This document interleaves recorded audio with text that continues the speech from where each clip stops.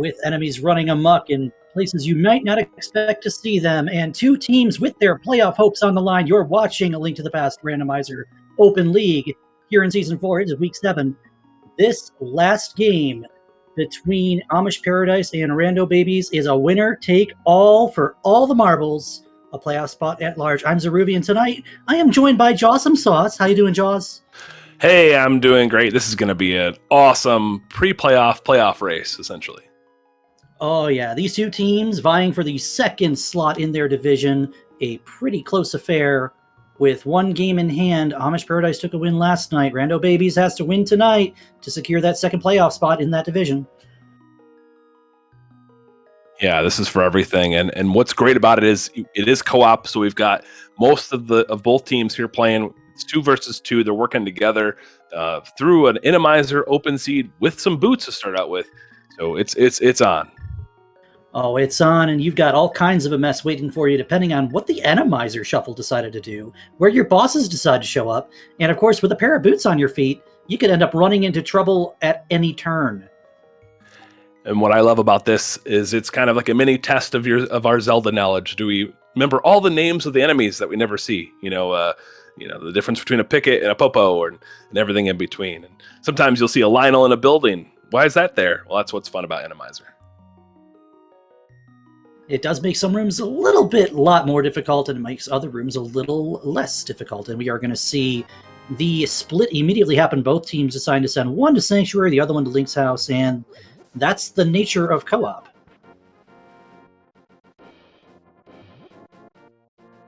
Looks like we did get a map check there, so we do see just a regular pendant over at Desert and 2 normal crystals for Eastern and Hera.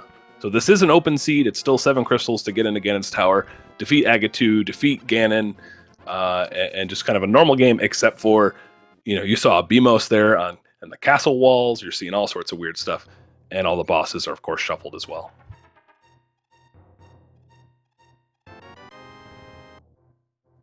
Got a bow on Uncle, so that's a great start to get a decent weapon and an Randomizer.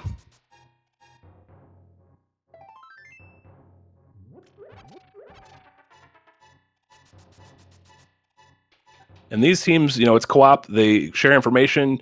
They're talking to each other throughout the run, talking about what their strategy is. People are going to go scout out some items, some places. So they're going to cover a lot of different ground than you normally would.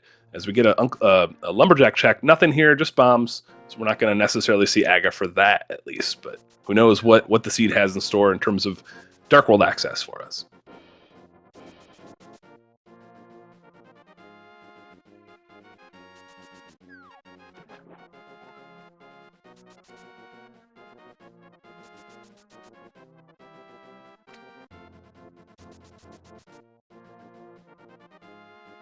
Alrighty, so of course it is also still just open. Defeat Ganon 7-7, and the items are going to be as you expect in an open seed.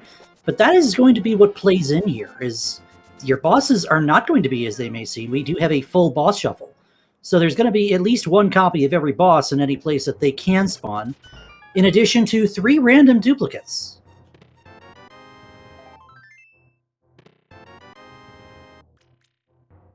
That means you could find a Trinex waiting in Thieves' Town, or, laugh at Mothula waiting for you at the top of Ganon's tower. You never know, and it does make things a little bit more interesting for our runners as they go on here.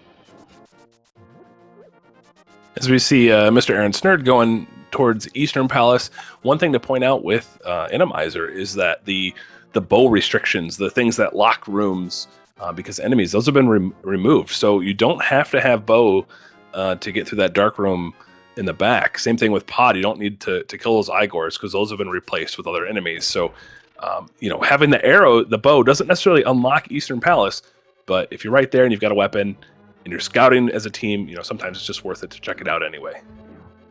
As we get a sword in Blind's Hut. And a mirror as well, something that might actually prove to be extremely useful for routing through some of these dungeons, especially if you find out, hey, there's a boss I can't take on here, I guess I better leave. Well, later on, as you amass HP and mail upgrades, that might be a taller order without that mirror.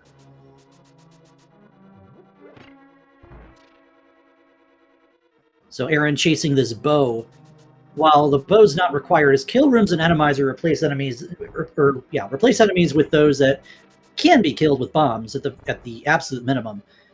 But the logic doesn't take into account that enemies have been replaced, so it's still going to ask you to have a bow to get to the boss here.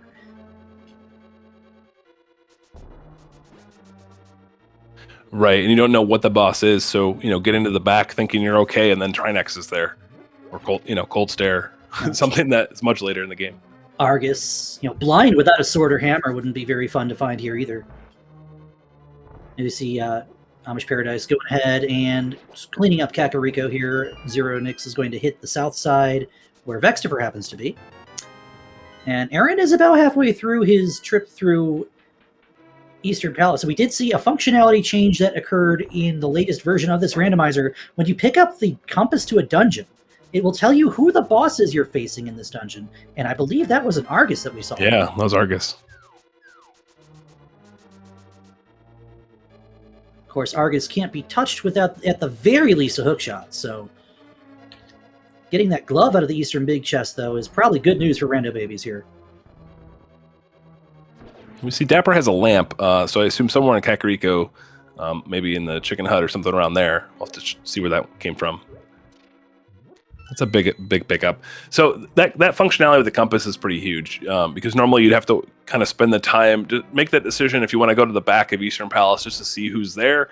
Getting the compass, not on a boss is really valuable because you just get to do that map check like we saw there. So that saves a lot of time.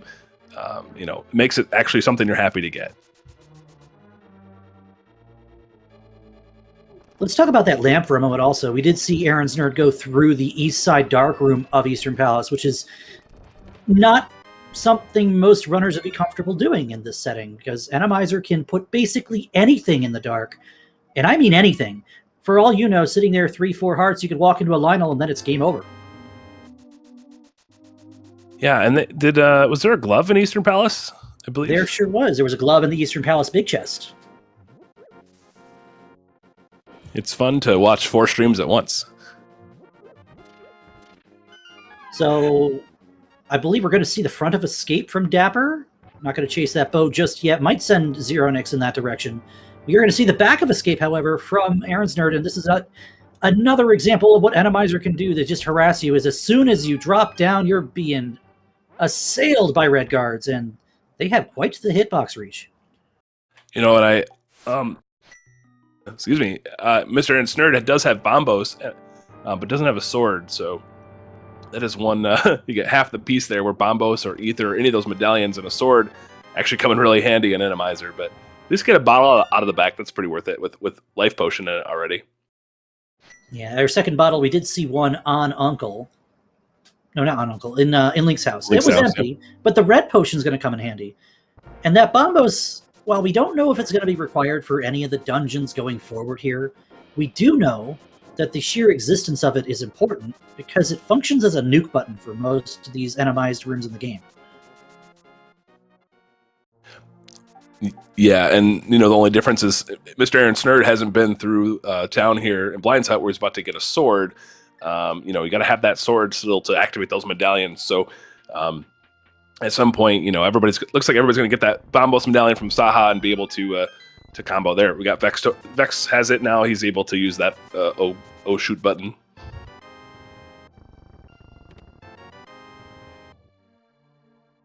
Let's see. Glove, lamp, mirror. I'm feeling Mountain Jaws. What about you? Yeah, definitely heading the mountain. I mean, remember, this is co-op. It's info share. You're trying to cover as much ground as quickly as you can.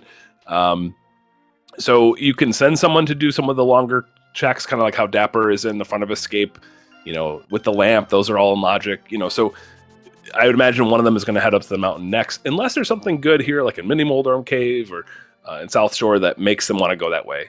But you kind of want to spread out as much as you can and cover as much ground as quickly so you can set up your next play after that as a team. Well, it looks like today Mini Moldorm Cave was just Mini Money Cave, which is not really how you'd like to write it up. And now this usually treacherous walk to the Ice Rod Cave area is possibly even more. And you see that Beamos in the water? A lot of times in a boot start, you might see a runner just go ahead and set up a water walk here. That Beamos is bad news. If you get sniped, you're soft locked. Yeah, even just to go check Hobo, it just doesn't seem worth it. But sometimes it depends on what's available. But like you said, with the mountain, we've got Hera clearable.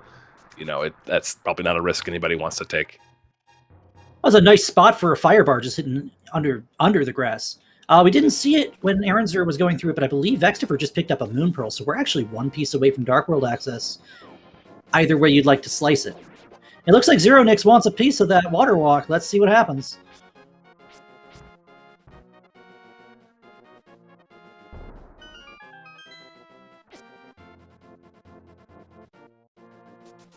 So we also got the shovel and mini mold arm cave, so we'll have to keep an eye on that to see if that has any relevance later in the game.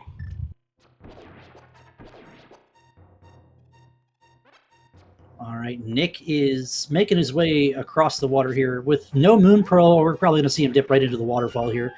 I'd be curious to see if he decides to go to Zora.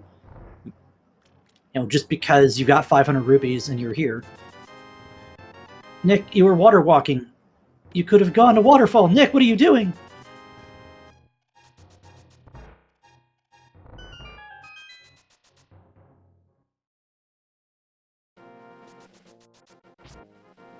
Yeah, and Amish Paradise won't know it for a moment or two yet, but this Zora check is also in logic with the gloves, so it could be something that we might need for later.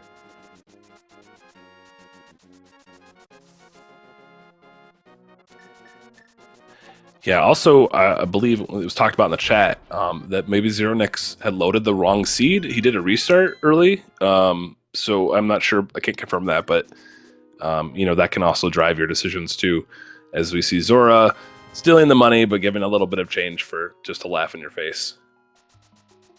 Everyone's favorite scamfish living up to his name. So we know the Zora region isn't really anything. Let's see if Aaron's nerd wants to go into the waterfall, if he can make it through this water walk. He's still sitting on 3 hearts, so going up the mountain might not be on his mind, as of course we have sent Vextifer up in that direction, which is not a bad call. Yeah, I mean, being able to clear Hera here it's a crystal, it's stuff to do. That's a good direction. I mean, otherwise it's to clean up things like the desert, one check in the desert, and that's pretty much it right now.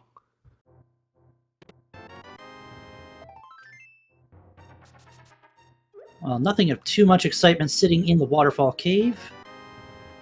And it doesn't appear to be too much excitement sitting on top or inside Spectacle Rock, though that mail upgrade will come in handy in this mode.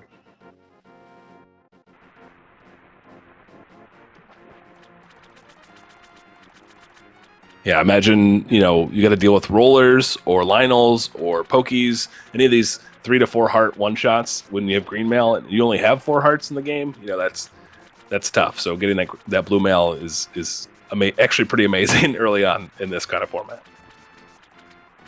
Yeah, right now it's the difference between basically being an Oko half the time. Anytime you cut a bush, you could get anything from a bee to a chain chomp. Such is the nature of the Randomizer. All right, so Nick does give us a look at what's going on in the desert. Only 10 arrows on the ledge, but Agina, also a Sphere 1 check, may have something for us here. All right, so Dapper did get the glove out of Eastern Big Chest, and he's got the choice between whether or not he wants to continue and get whatever's in the big key chest. And he says no, which is, they don't know it, but it's the correct call. Yeah, and that makes sense too. You got a glove, you got a potential progression item because it's the mountain now. Because that's their first look at the mountain access. So I imagine Dapper might head over there soon. He's going to do the backup escape first and get that life potion bottle. Now, speaking of gloves, that was another glove that we saw in Hera. The map chest spitting out mitts, and of course that does mean we have a vanilla big key as well, as we saw Vextifer had to take his little time and sitting around slashing at tiles for a couple minutes. But he's going to be able to clear this as long as it's not a boss that we can't touch. And Hera's Arena does allow for some not-so-bad bosses to appear, although we can still get something as rude as a Helmasaur. The nice thing is, Helmasaur, they've got bombs, so they can beat Helmasaur. They can beat Cold Stare because they have Bombos. Cold Stare loves to be in Hera, which is really annoying. So there's a good chance that whatever's in here is beatable. even Moth. No, yeah, Moth with the Moth with a fighter sword. Well, it's Yep. not anywhere near as treacherous as though you were fighting in Moth's arena. Just because you don't have to deal with the moving floor and the spikes, you just have to stay out of Moth's way and just keep putting on the hurt. So we see Aaron Snare going up to the mountain here. You know, they know that the myths are up there, which is the Dark World access for now. So you got to follow your partner up there just to grab those myths. See what happens after that. I mean, it's Dark World time, I'd imagine, right after that, unless they get like the hook shot or a hammer somehow. But ooh, Aaron hitting a couple rocks there. 3 hearts. You know, that's nothing. That's 3 hits. So you got to be careful. But he does have a fairy to save a little bit of time there. Dapper takes another death over. Ooh, that's not a boss you probably want to see in here. Not in this loadout.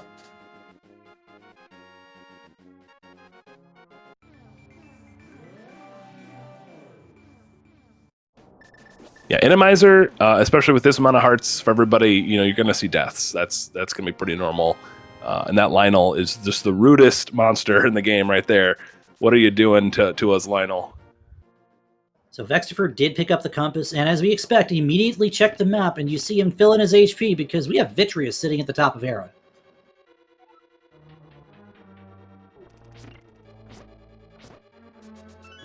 Well, this is absolutely a doable fight, but this is also a risky fight.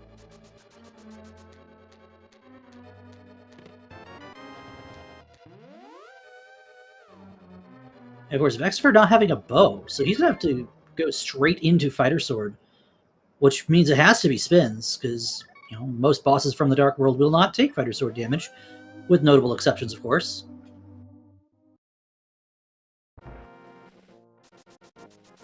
Yeah, so Vex hasn't been down to Uncle yet, so he hasn't gotten that bow. You know, I can see this. You know, this is for the playoffs, right? This is it. This is the win and end playoffs. Whoever wins this gets the playoffs. You got to take some chances and see. You know, did we see a second item in Hera? Is that what this is about? I think it's 2 things. One, we don't know the second item in Hera, because I believe we had key, first item, map, compass. So there's still 1 more item sitting in here, and it's on Vitreous. 2, you don't want to have to climb the mountain to do this again later, even though the fight would be faster. You're still spending that extra time. And of course, Randomizer and the boulders can have their say either way. True, and I think since the second item is there, this is where I think it's like, you know, if you're comfortable and look at Vex is doing a great job so far handling Vitreous here. You know, if he's confident in the fight here, go for it, right? See if that item is game changing. It potentially could be. You'd probably think your opponents will probably leave, you know, unless they want to fight with a bow. And you know, for Aaron Snerd's, as he takes a death, does he have a fairy too? He doesn't have the shuffle, so I would say nope. No. So, valiant effort by Vextifer. That was absolutely a good play to try to knock Vitreous off. See if that second item might have been something rather important, and just not have to worry about Hera later on. But if you don't find anything in there, then it doesn't feel as good to spend the time. And certainly, if you find everything beforehand, you could just go right back up and knock them down. Yeah, and since it's just a regular crystal, it's not going to affect your, you know, the chances of getting into the Pyramid Fairy. You know, that's something you can do right before Ganon. And I imagine most of them are going to do that unless a progression item is on not Moldorm there, but Vitreous. You know, they can just hop in with Hookshot, do a quick Hera pot, and drop down and battle, and then go into GT.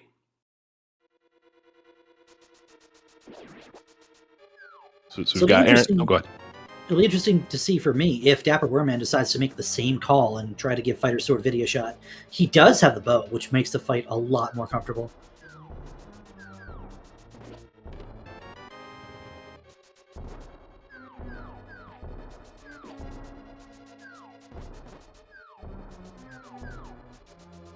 We've got Vex going into the front of Escape. We know that Escape, I believe, there's nothing really here, but they got to check it. Someone's got to look. While we see Aaron Stern making the Dark World check, starting with Thieves Town, which we have is a crystal. So imagine we'll get to see what's in there. With Thieves Town and Randomizer, what's really fun is the boss is always just chilling there in the boss room, but we'll get to see what it is anyway here. Armos. Armos, albeit with not quite a full quiver, so the fight's going to be a little bit longer than usual, but it's not going to be anything more difficult than what's normally here. which would be blind. And in Randomizer, blind will always appear off script. Yeah, and this is a crystal dungeon. It's probably worth clearing most of the time anyway. And there's lots of pots that have a couple arrows throughout the place, I believe, too. So if they're NMG runners at all, they might know where to get those arrows as necessary. Plus, it could be a stun prize. There could be some other opportunities to get some arrows too. But he's going right in there to fight him. And one thing I think is kind of leaning into this decision, we did see the small key in the front of Thieves Town, and nobody's unearthed the hammer just yet. So you might be waiting to finish up the entire dungeon until that hammer is in your possession. Oh, Aaron. Fun fact, everybody. If you did not previously know, the Armos Knights are also susceptible to damage from the boomerang. Sure, it'll take 48 shots, but it's probably one of the fairest and safest ways to fight them if you don't really have too many other options. So one thing early, I mean, this is a long race. There's a lot of stuff going on, right? Even though it's co-op, we look at where Zero had to do a restart at the beginning. Dapper's taking a bunch of deaths. Dapper's going for the Vitreous fight too. Aaron's, going here, taking this time. Vex died on Vitreous. Like, these are things. Ooh, the flippers. Okay, that was well worth that time. But these little things can help balance out the time for both teams. Who's taking more time to fight a boss that maybe could be beaten later, quicker, but we'll have to see what Vitreous is going to drop us. That flippers, that's definitely worth the long fight with the boomerang on Armos. Yeah, we appended Swamp, but Crystal Ice. So the flipper's not necessarily something we wanted to see per se, at least not this early, because it does lend you to believe you might need to go into Swamp Palace for that green pendant or something else that waits within. As we see Zero in the Dark World, heading towards Hera, getting the ferry. Zero died a couple times in the cave too. That Lionel has quite a high body count for today in that tunnel.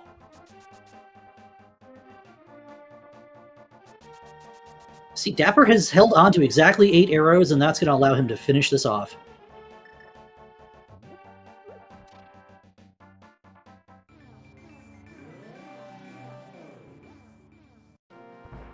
All right, just a vanilla boss heart sitting on Vidi, but that's a crystal that Dapper Wormman is not going to have to worry about later. And for Amish Paradise, they no longer have to worry about finishing Hera, as we see Nyx just walks right back out the door.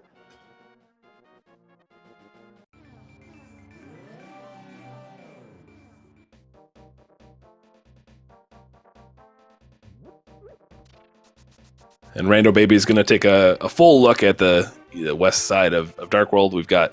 Oh, I was thinking Vex was going to go up to Skullwood, so never mind. We're going to see a little bit of overlap here. As we see Aaron Snerd kind of taking down the south. He's shoveling for some arrows so he can go do the arrow game for money. I mean, the arrow game gives you arrows. You pay for the 5 arrows to play the game. Right. Was he looking for money? Is that what it was? He was looking for some rupees to be able to play the game? He's got plenty of that. Rupees short for dig game, so he was hoping to get maybe a lucky drop there. He's good now, but when you're that close, you could take a couple shots at the ground to see if it wants to drop anything for you. Yeah, the arrow game even gives you a bow to use. They let you borrow everything there. But he's going to use his own shovel at the shovel game here. Well, at least we know we're not going to get a shovel out of the shovel game. All right. I don't know if we mentioned it. The prize layout does have a 5/6 crystal on a vanilla 5 on ice. And then Thieves Town, as we saw, is our other red crystal here. Green pendant swamp and a pendant in mire. So we might not see a flute on this seed either.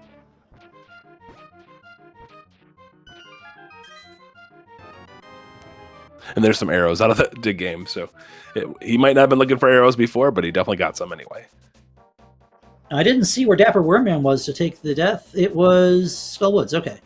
Yeah, that Hinox is asking for trouble. And Vex gets a nice clean kill on Armos, having a full set of arrows to be able to take those down pretty quickly.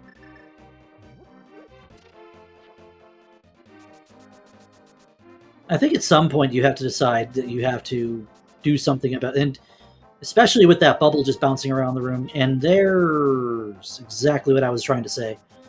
Oof.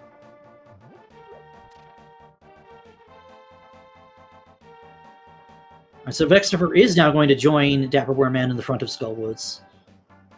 And we're going to see Mr. Aaronsner take the purple chest down to Gary to see what's inside. What's for lunch today? Yeah, Randomizer just adds such a new level of difficulty until you find the cape or the cane of Burna, and then it's easy mode often. You got to find some new strategies to get around some basic, what seems like basic stuff, but they're in your way, like Lionel's in a cave or spikes on a bridge. Can we talk about that reaction time that Dapper Wormman just showed us when he got a fire snake under the grass? He immediately dash canceled and went the other way. That's insane.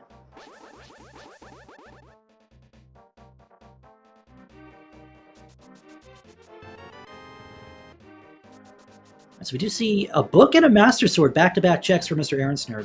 In this direction, that's actually kind of great because you can just go get whatever's on Bombos. And Dapper just picked out the hook shot in Skullwoods, so that was a great choice to come in here and fight for some checks. That's going to be an important weapon. Just being able to stun things easily, get value out of it, and of course, it's going to open some access to things. Get a little closer to that Swamp Palace, Pendant Swamp Palace completion, but we'll have to see where that hammer is. I'm honestly not so worried about Swamp Palace here, as that would tell me I should probably think about the mountain, is what I'm thinking. So now we got all of East Death Mountain waiting for us here, and the hookshot gives us plenty to look at.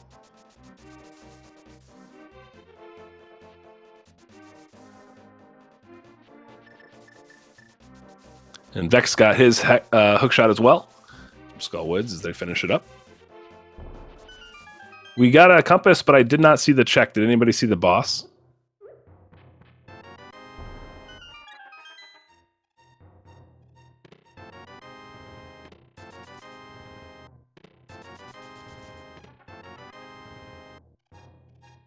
And we found another bottle in Hype Cave. And I believe that is all of our bottles. Not even half an hour in, we got all the bottles already.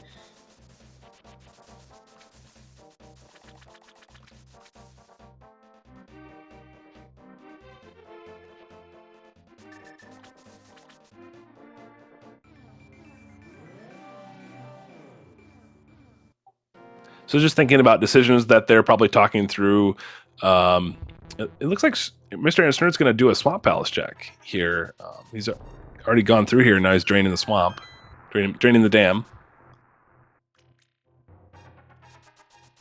Not having the hammer, it always makes sense, no matter what mode you're in, to think about this, because without the hammer, you have to go all the way around from the Village of Outcasts to be able to check this.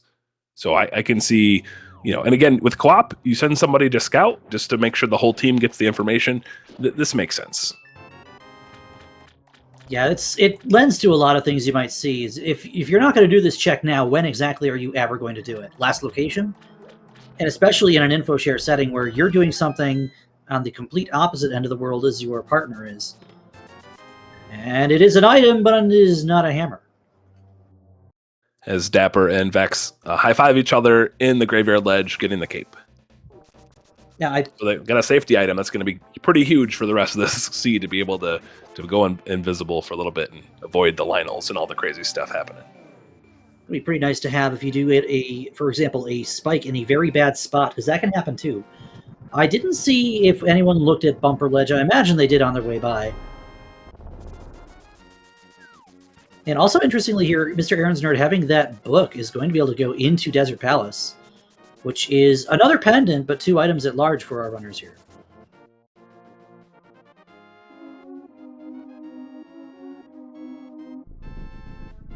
Yeah, and looking at the decisions that are open, I mean, there's clearing the rest of Dark Death Mountain. It can't go into Turtle Rock or anything like that, but get some information up there, plus an ether tablet, or it's going into a dungeon like Desert and seeing what they have in there.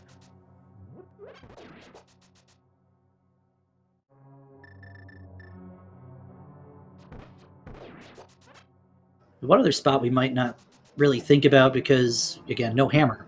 And it'd be one of the worst places to find a hammer. That would be Palace of Darkness. And Dapper Warman takes a few attempts, but he does get the Kern jump.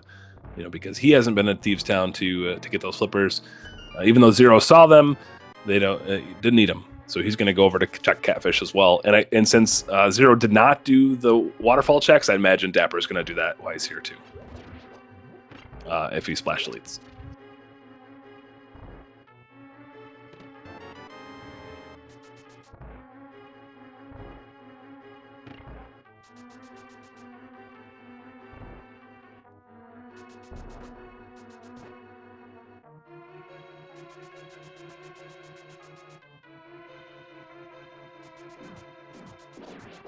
Apparently he's not interested in a splash delete right now, which you can't really blame him.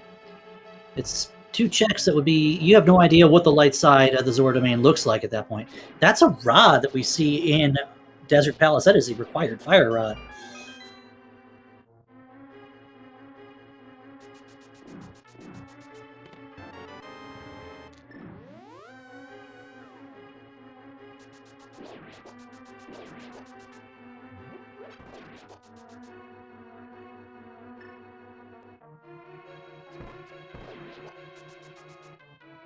So it turns out the book is going to be a key for this seed here. And you see Vextifer is going to go pick up his Master Sword and probably grab the book immediately afterward here.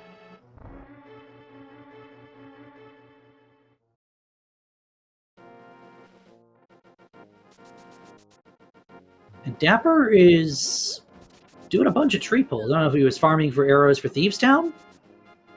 Is my first thought. He wants to have a quick kill on Armos Knights.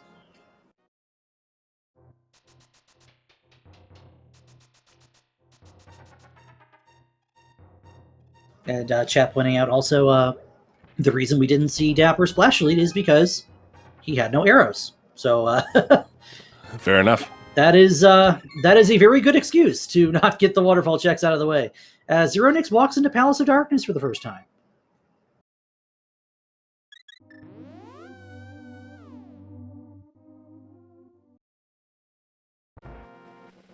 Have we seen anybody go through the rest of Thieves at all? I think everybody's left after Armros so far, right? Don't tell me that's there. No, I don't think anyone's done the back of Thieves, but Amish Paradise might be tempted now with knowledge of that hammer sitting in Shooter Room Pod, and that actually puts Pod logically on the table here, pending who the boss is. That's a huge find. The Fire Rod being in Desert is also going to be a huge find for the other for Rando babies, but this hammer and being able to go right through Pod, that opens a lot of stuff. So that's a key item for right now. Because that opens Ice Palace to be completable as well. I mean, wherever Trinex is, we still need that Ice Rod probably. But as far as everybody else goes, as soon as Zero gets a hook shot, as soon as Aaron Snur gets a hook shot, they'll be able to pretty much take on everybody else except for Trinex. Yeah, early boss mode is a real good feeling going through an Randomizer seed. Knowing that you can kill pretty much anything you encounter except for that 1 3-headed turtle is a very, very good boon to have. And that hook shot pretty much all but assures it, with the Ice Rod being the only unknown factor.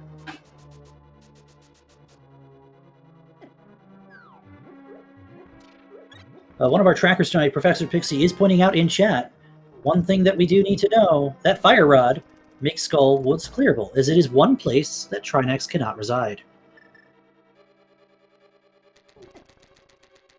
Yeah, and there was a boss check earlier with the compass, and I did not catch it. I don't know if anybody did catch it or not. But Aaron Snurd, knows it, I think, because it was Vex, I believe, who saw it, because he was in Skullwoods first. So I imagine Aaron knows who the boss is, and it's heading right there to kill it. I wouldn't be too surprised to see Vex kind of follow in those footsteps, but again, Divergence is the play here. We may see Pod from Vextifer, we may see the Mountain. Also, it's probably worth checking the pedestal here, right? Because the medallion for Turok could be on the pedestal.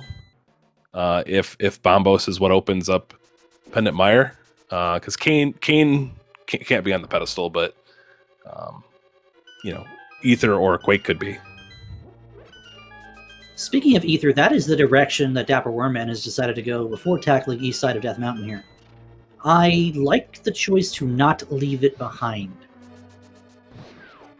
Sorry, we have Quake on Zero's side. That must have been in pod, I believe.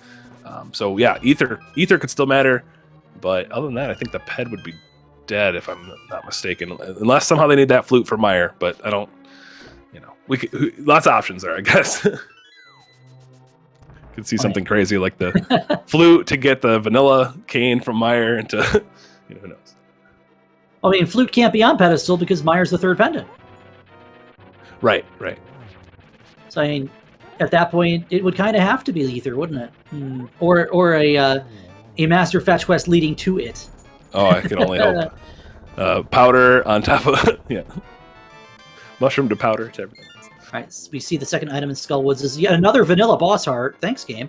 But that is 2 crystals for Mr. Aaron's Nerd, and that's not going to be a boss that anyone's going to have trouble with, I think.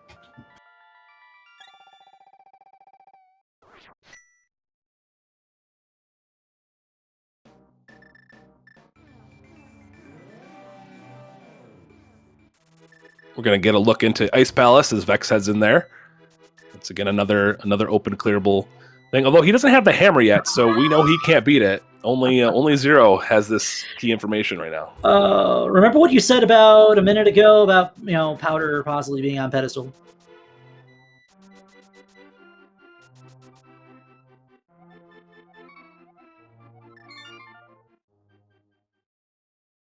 All right, so what we don't want to see is that the requirement to enter Turtle Rock is Ether. Because the last thing you want to do is give Ether more places it can be.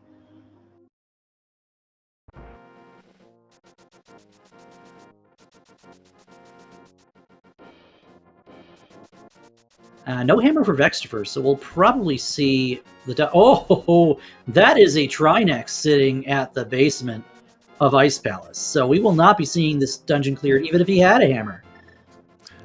And then we got a flute from Zeronix in pod. That's gonna take him over to Desert, which is really good news because neither of the players of Amish Paradise know about that fire rod just yet. It's actually a good thing for Amish Paradise entirely because they're going to get the speed bonus. And we get a tempered sword for Dapper too. They're going to get that travel speed to be able to fly around when they need to. And they also have the hammer to be able to start clearing more dungeons like Ice Palace. So that's a nice advantage they're going to get to use for a little bit. While we know Vex is going to hit a dead end here in a minute. And then, Mr. Aaron is just a little bit behind Dapper on some of the checks. So there's a little bit of a potential momentum swing for Amish Paradise, but Rando Babies is a dungeon ahead or so on their knowledge, so it'll be interesting to see what happens from there. So we can take a little collective breath there. We did see Quake is the TR entry requirement, so no Ether Hunt today. That powder on pedestal is probably staying right there. Why are there 2 swords on the mountain? Why is Kane under the doorstep? All right, that's actually functionally, one item go for Amish Paradise. All we need to do, it's an ice rod hunt. Of course it is. And then with that flute, I'd be worried about Ice Rod being somewhere in Meyer area or something ridiculous. But this definitely changes. I mean, the Randomizer is so much fun for this reason. Turtle Rock is potentially clearable, right, with the fire rod and the cane. So as long as Trinex isn't the second Trinex, because remember you can have three different bosses can appear twice. So as long as a second Trinex isn't that, some low chances there. You could probably rush into Turtle Rock as soon as you could. But Dapper needs to go collect some items still first. So, and they need to find that fire rod, which we know is in Desert, which they're going to get to eventually, I'm sure. Yeah, I wouldn't be too surprised to see a run over to Desert for either of these 2 players at some point here, especially with that flute in the hands of Zeronix. Gives him a few extra other checks he can make as well when you consider Meyer.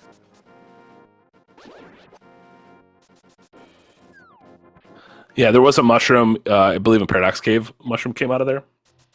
So Dapper does have the mushroom.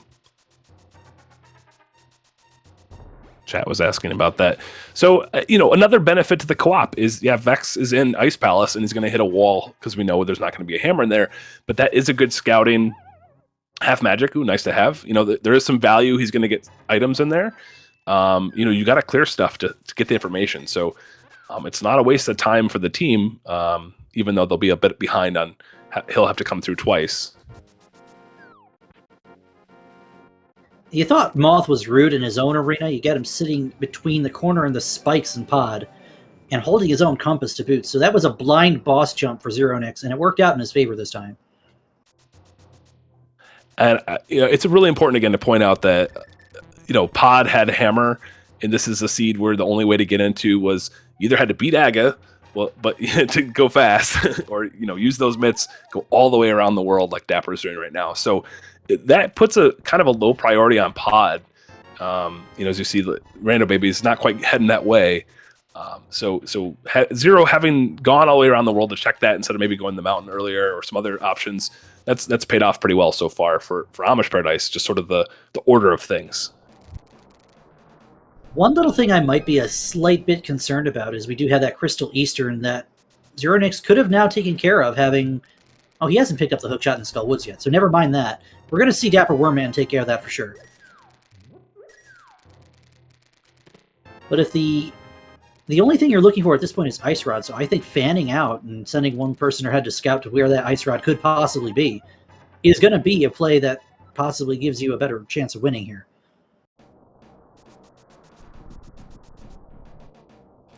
Yeah, and I would think Zero is going to go check... well, my theory would have been he would have gone to my area to just take a look really fast at what's down there, but he's going to head into Skull Woods, it looks like, as well, to get that hook shot.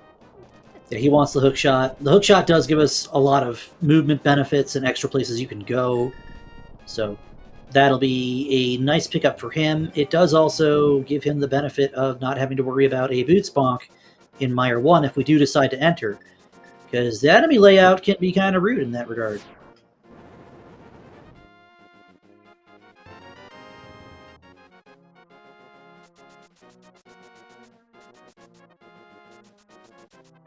Yeah, our tracker agrees. Z Kaiwan says Nick wants hookshot. You can't say no to hookshot at this point.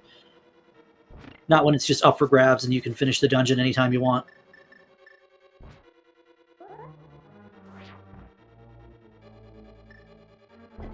Well, and there's some other places, thinking about the Ice Rod hunt. We haven't seen the back of Thieves.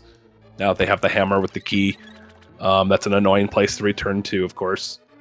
Has anybody checked Hobo? I don't think Hobo was checked. No, I don't think we have seen Hobo, and he's kind of an outstanding, a little bit of an orphan check at this point, because a lot of the time you'd want to mirror back from the direction going towards Pod to do it, but a lot of our runners have already made that call.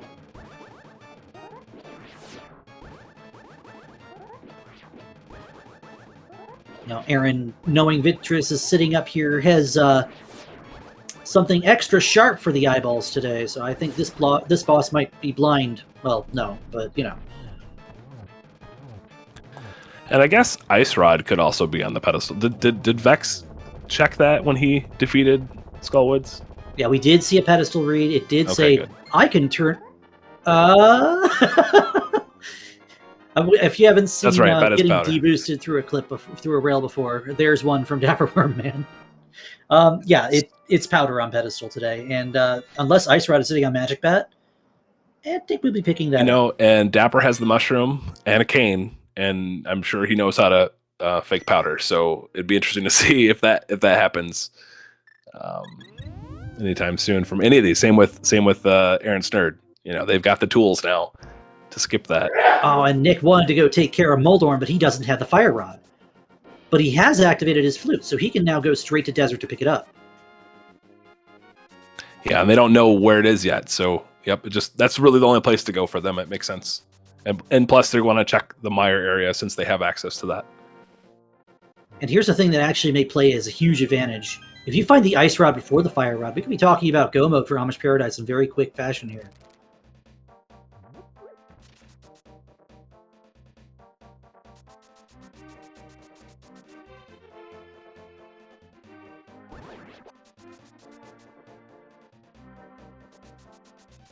And Rando Babies, at this point, I would imagine this is probably Pod for Aaron. Yeah, I agree. This is interesting. I mean, there's now a lot of places for Ice Rod. This is a true Ice Rod hunt now. Because we have Swamp Palace open, we have Misery Mire open, and who knows, and the powder on the pedestal. But I've got to imagine that they're gonna try fake powder magic bat first. I hope somebody would. Well, you asked for it, and Vextifer's gonna give it to you. Well, first you gotta use the cane, Vextifer. And as soon as that buzzer sounds, the game's like, oh wait, you're trying to use powder? Okay.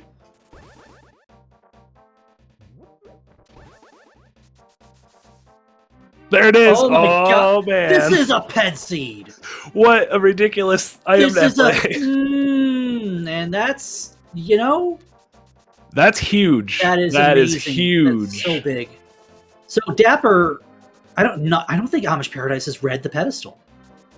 This is an ice rod on ped with extra steps. It's gross. huge. That's huge knowledge, right? I mean, that is race defining knowledge that potentially could really go in Rando Baby's favor. So, I mean, if we see Dapper, I mean, I don't want to like forecast stuff, but if we see Dapper turn in the mushroom and not do a save scum, like that might just be the race because of the amount of time they have to make up, right? So like it's going to be interesting to see what happens with this. Like it's kind of fake powder or bust now for Amish Paradise to have a really good shot. That's a huge advantage for Rando Babies for that knowledge because Vex hasn't gotten that mushroom yet. Or actually, he should have because he's gotten those so he should still have the mushroom, right? Yeah, it's in his inventory. Yep, there it is. You know, and he now knows from his partner that's the play. Because Vex knows Trinex is an Ice Palace, so they've got that collective knowledge that they do need that Ice Rod, and so they're going to get that for sure. So that means this hammer pickup for Mr. Aaron's Nerd in Shooter Room is going to be go mode for Rando Babies. Wow, what amazing! This is what you want to see in a win for the playoff race for sure. Some kind of epic craziness like that. At 4508, that's going to put them in no. And as soon as he picks up his Ice Rod, he'll be in full go. So if you're rooting for Amish Paradise, you know you don't want to see, you know, after Dapper gets his flute, or he's got his flute because he did pod. You don't want to see him flute right to Mushroom Spot without saves coming because that'll be just massive. And this is, you know, the thing that's really killing them right now is not going into desert. That's where the Fire Rod hides out. And I was gonna say, if Nick picks up the Samari and goes into Fire Rodless TR, there's really not much that can be in TR at this point. No, but you know you got to wonder where Dapper's going to go next too, and there's a good chance that that's where he's headed. I mean, he does have Bombos to go through Ice Palace. I mean, there's a lot of places that could go instead of that pendant, but you know, here's hoping for them. But again, that mushroom thing feels a little scarier here. Like right here, we don't want to see him fly away to mushroom hut.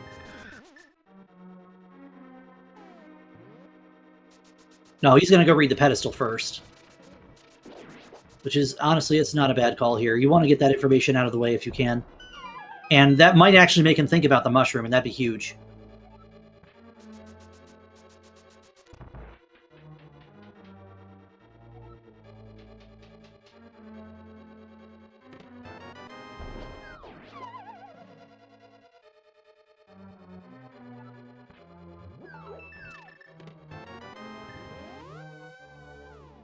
He's coming back down. Let's see where he's going to go. Flute away somewhere. Come on, flute to 6. Flute to 6. They're not thinking, oh, he is... Oh, yeah, he's going to do it. He's this. wasting all the... I think he changed his mind in flight of what to do. That's a great idea, and that's actually... It's going to be a game-saving call for Amish Paradise if they can muster a little bit of... routing genius to keep this one close. So Zero's potential saving grace here will hopefully he'll find the big key in the next room, in the chain chomp room, to stop him. If he gets a key there, you know, it's going to continue pretty far down. But there's going to be a wall hit some point. And I think, you know, finding this ice rod here, it's going to be. I can't imagine what. I can't wait to ask everybody about that at the end of the race.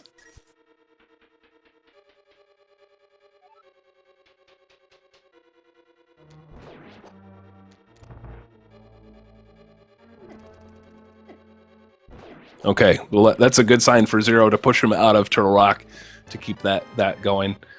As we've got Aaron Snurd collecting the rest of the items in Pod before finishing up Pod. We've got Vextifer. I assume he's going to go do the magic bat trick there. And Dapper Worman happy to turn in the mushroom now that he doesn't need it anymore. And Vextifer... Oh, actually, it looks like he wants to go get his hammer. This is the faster way to get to Pod. So that will, of course, put him in go mode as well. Oh, right. Yep, Vextifer still has done that. It's wild following 4 streams at the same time. It's pretty crazy. And the joy of the co-op weeks is you get to see all kinds of decisions, not just single-minded decisions by one runner kind of going on their own. This is team play. This is, they're on a voice call. They're sharing nothing but words with each other. And the Dapper's going to go on dice. This isn't really too bad of a call for Amish Paradise, except for one lingering problem. They still need that fire rod. Yeah, especially they'll get the compass early at least. I believe that was the Pingator room even. Maybe a couple stops in. They do have the hammer, but at least they know who the boss is when they get that compass.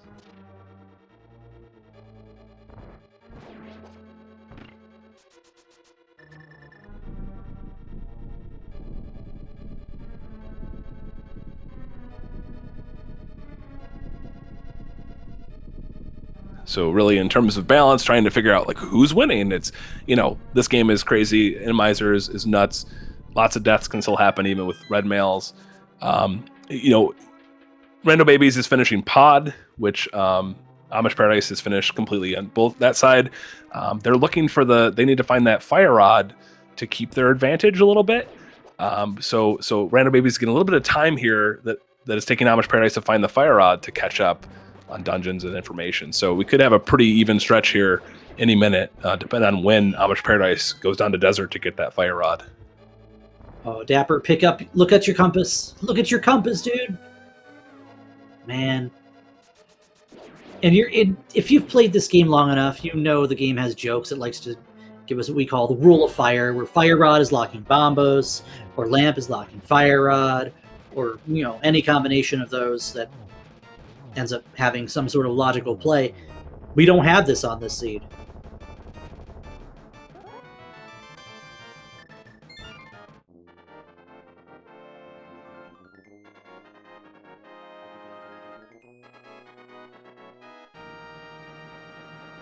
I think Zero's going to go finish off Skull Woods here. Really not a bad call to just get the dungeon out of the way and then flute right off, and hopefully somewhere new. As we see, the only items locked by the hammer and Ice Palace appear to be a map, and I didn't count our keys our first time through, so I wouldn't be surprised if this is also a key. Yeah, and it makes sense too. Even if you look at that compass and see Trinax and you don't have the fire rod, because you have the hammer here, you can do a couple quick checks. You probably still, it's worth doing the checks while you're here. It's leaving to go to a pendant doesn't seem like the top priority list. Yeah, I'm mentioning that Nyx wanted to take care of Skull Woods, remembering that the rod that he picked up is not the fire rod. Good call.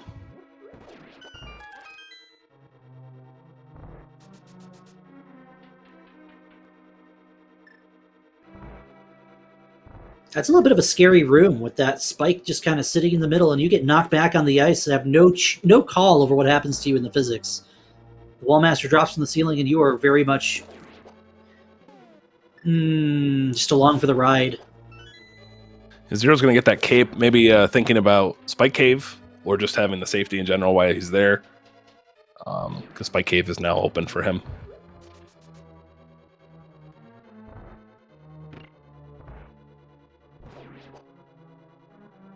Well, the positive note for Amish Paradise is they're going to know it's not Ice Palace, so that'll at least keep Nick busy as he has other things to do. And you see he's going to pull out the mirror, and probably they made a decision on where to go. Now, the one thing I'd be worried about here, Jaws, is if they decide Swamp Palace is more enticing than Desert and Mire.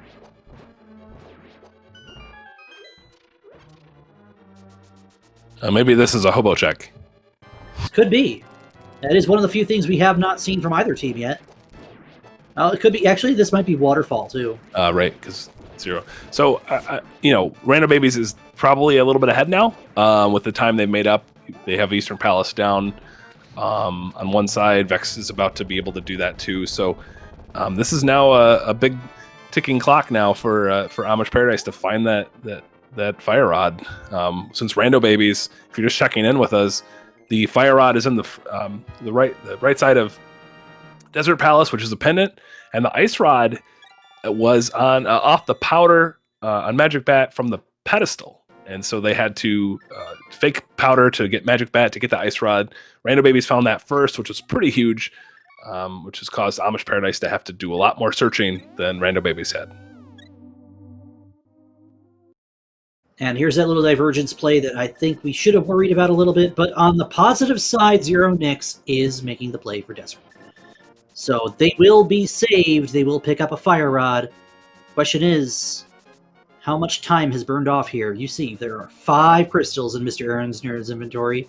Now remember, here in co-op weeks during the Link to the Past Randomizer League, we don't score based on which team finishes first or last. We score on an average time between the 2 runners on the screen. Yeah, so if Dapper and Zero Nex were both able to finish before Vex on average, that could put them in a place to still win. But Rando Babies having the knowledge, they're in the mode, they're ready. Now it's just dungeon clearing time. So we're going to see what's going to happen here.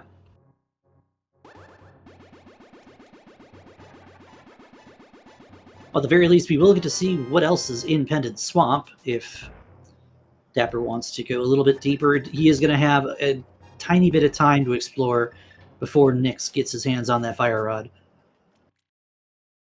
I think we might have time to see one check, maybe. And if that check is Silver Arrows, well, that's just going to get a nice little bonus for Dapper on speed. So there's still a chance that Silver Arrows are somewhere.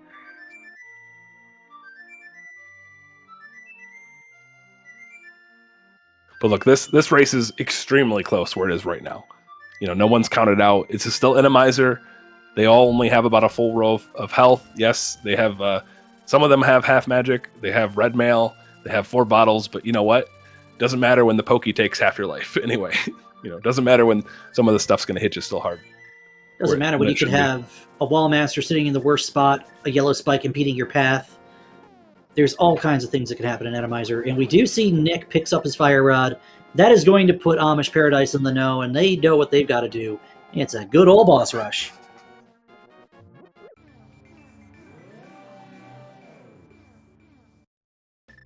And now the fun is here for everyone.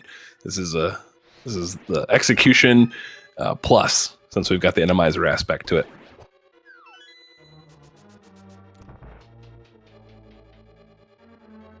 All right, we're approaching the hour mark here in this season finale for Amish Paradise and Rando Babies. This game is a winner-take-all. These 4 runners are putting it all on the screen, so make sure you give them a follow.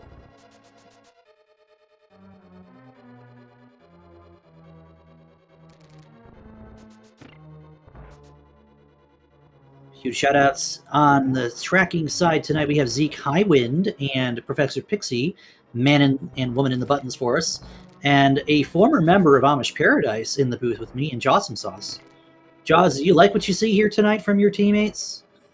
Oh yeah, I like what I'm seeing from this whole race. This is exciting, and I'm glad to be here on comms and not on there on the screen. Randomizer being a little bit of a polarizing mode, I think there's others out there that are thinking exactly the same thing. And there are some actually active in this league that said exactly the same thing. Whether they didn't like the boots part of Randomizer, they didn't like the Randomizer part of Randomizer. It's a very polarizing mode, as you've seen through some of the placements here tonight. It can be kind of rude at times. Yeah, but that's what makes it fun. And I love a good Randomizer seat as a player too. Just being able to watch it and you have no idea what's going to happen and you get to see everything happening. There's a special fun to that too. All right, so Dapper has picked up his fire rod. That will put Amish Paradise in go mode. So it's crystal cleanup time. You see Nick is going to drop into Moldorm. Dapper's going to make his way to Argus. Aaron's making his way down to Trinex. And where's Vexter for going? Probably the same place. Imagine some new Zelda player who's barely played the vanilla version hopping into the stream, taking a look and going, what? Bosses where? Well, that Lionel playing absolutely unfair for Dapper. And that will be... Oh, you got a cape, man. You got a cape. Yeah, a pretty timely death because it's early in the dungeon. You don't want to get caught in a bad situation later on. With a little bit of low HP can go a long way in terms of making your seed feel that much longer. And also, let's look ahead to GT. The bosses are randomized there too. Not Aga. Aga's still there. Ganon's still the boss of the game. But we're going to have 3 randomized. Could be vanilla, but who knows? We could see Trinex instead of Lamo. We could see Moth on Moldorm 2. Who knows what's going to be there as well. So there's challenges and fun awaits.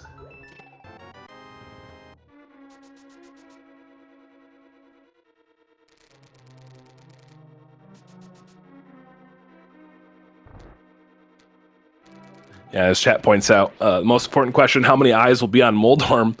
Because there's some really cool glitch with the sprite of Moldorm. With Inamizer, often he just gets a bunch of extra eyes for no reason. It's kind of funny. Yeah, anytime there's any kind of Enemizer script running, whether it's an enemy shuffle, a boss shuffle, or even an enemy health thing, they're all running off the same Enemizer script. And the fun happens when Moldorm spawns. He'll always have the same number of eyes. He can have anywhere from 1 to 8. Which, to some players, might be considered nightmare fuel if you see 8 rattling eyes bouncing around Skull Woods.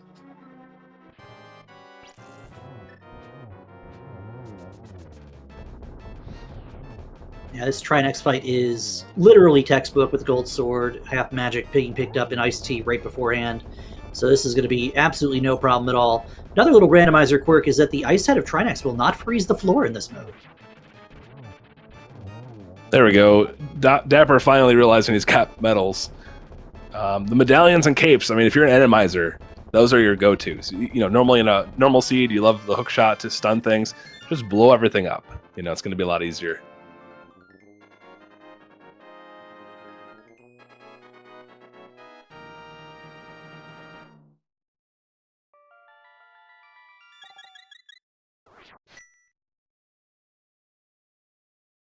It's also fun to see both teams in the same dungeon as their teammates.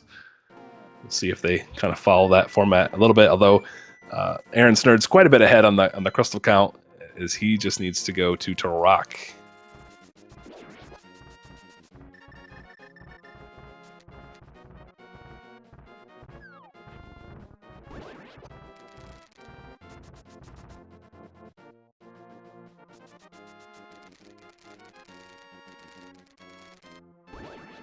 Yeah, right now the crystal count sitting at 6 and going to 7. Mr. Aaron's Nerd at 4 apiece after this dispatch of Trinex and Argus, respectively, will be the other 3 runners on the screen. 4 for Dapper and 0, 4 for Vextifer. Completely different bosses in different locations as well, which may play into routing and is a little bit of a factor.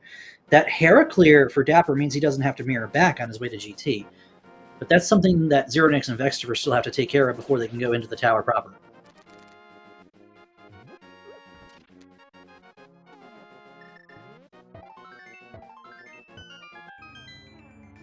Yeah, this is a extremely close race. Again, as you mentioned earlier, the way the scoring works on this is it takes the average time of the 2 players compared against the average time of the other 2. So even with Mr. Aaron Snerd with a pretty well ahead lead on crystals going into the last crystal here, it's up to Vextofer to catch up on that time to make that average out. So if Amish Paradise is able to squeak in between the 2 with a good time, that will make that really close. So it is a very close battle right now,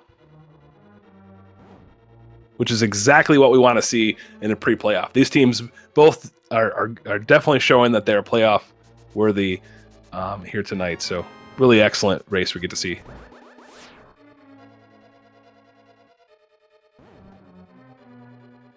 And this should just be a reminder that everybody needs to practice the fake powder on Magic Bat, just in case.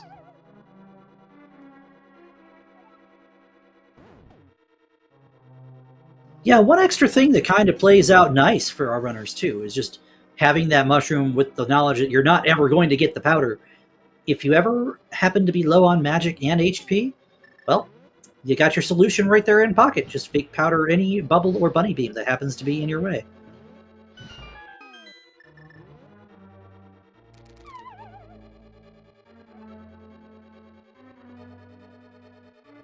So is actually go ahead. I was gonna say this is an interesting call here for Vextifer. I don't recall him dropping into Moldorm. Maybe he has. So okay, if he has, then Rando Babies 1 is a little bit further along than we thought, and definitely. 2, that skull pot is just a terrible place. Enemies will do that too. I was gonna say that would cause him to double climb the mountain here, but now both of them in Turtle Rock, and only one of them has to do Hera. We're probably looking at a substantial lead for Rando Babies as opposed to what I thought was a lot closer. You don't usually see people hooked to the left on that little torch puzzle. It's kind of neat.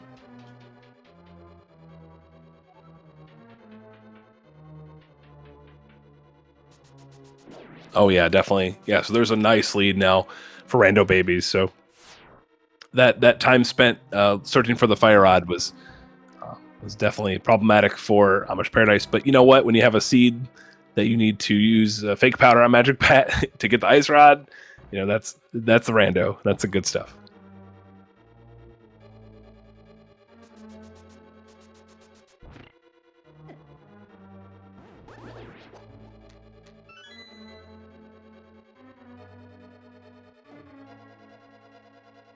I didn't see where we saw Kena Burna picked up. Was that you're in Turtle Rock? I think that was that an ice palace? That was one of the things Vex looked at.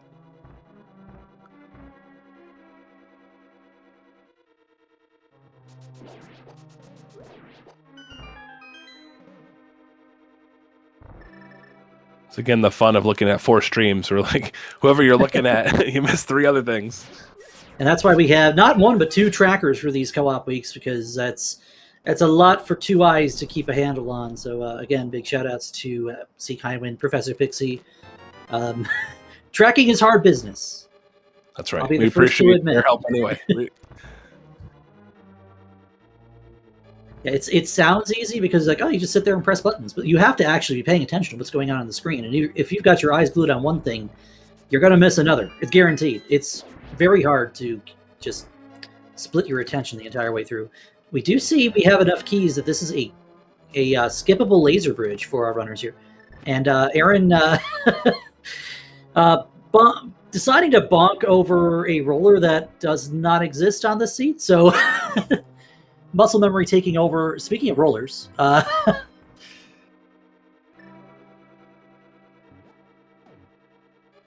that's probably a little remnant of last night's race between these 2 teams, where there was a small spike on the laser bridge and a large spike in the GT first lamp spot. There was a lot of really harsh and mean spikes last night.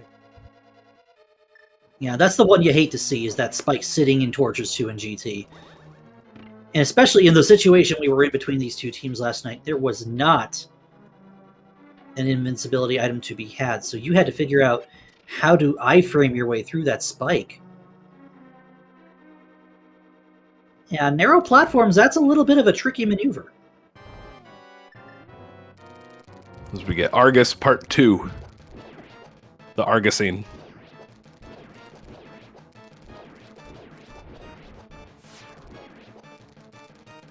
Remember that with Boss Shuffle, you get to see 3 bosses twice, because they take the ones from Ganon's Tower, shuffle them in as well, and then randomize it. So who knows what we're gonna see? We won't see another Argus up there, but everything else is on the table. All right, so collectively right now it does appear that Amish Paradise is going to go ahead and hop into Turtle Rock. Vextifer and Zerodix still have to go ahead and take care of Tower of Hera. And this is actually kind of an ideal situation to be in for co-op, because whoever your head runner is going to be able to scout out the big key to GT. Which, Yeah, by the so way, quick guesses. we're still looking for a big key to GT. So if you like any number between 1 and 22, you can just leave that wherever. And I just want a good clean. Let's say 18. Why not? I'm gonna go with 4. Let's see an early one here. You want a merciful GT, right? Why not? I want to see those bosses. I mean, one's upstairs at least. Do you have a question from chat? Can Trinex replace Land Mode 2? Yes, Trinex can be on Armos 2 or Land Mode 2, but because of the geometry of the room and Trinex's rather generous figure, cannot be on Moldorm 2. Oh, there's Ether.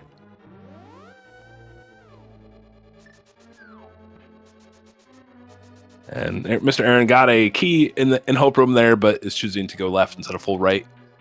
I imagine, again, going left to do more checks while Vex is about to come in. Maybe he'll go full right instead. They kind of divide and conquer the tower, unless Mr. Aaron finds that big key first. Vexter briefly forgetting something, and he will pull out the mirror and remember that he has a date with Vitreous.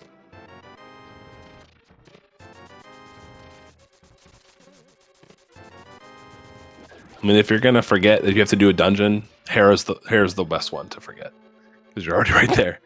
It's kind of under your feet. You just gotta click your heels 3 times and say, "There's no place like the light world."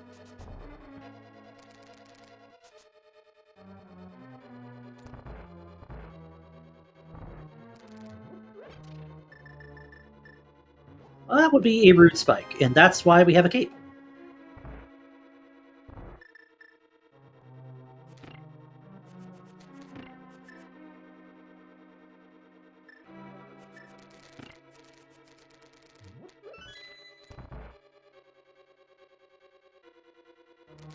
And also because it makes dash strats on Vitreous literally free.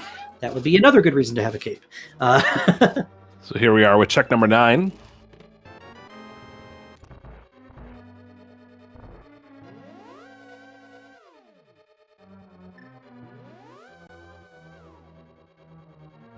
A good old randomizer room here with 4 checks that are key locked in logic, but we don't care about that.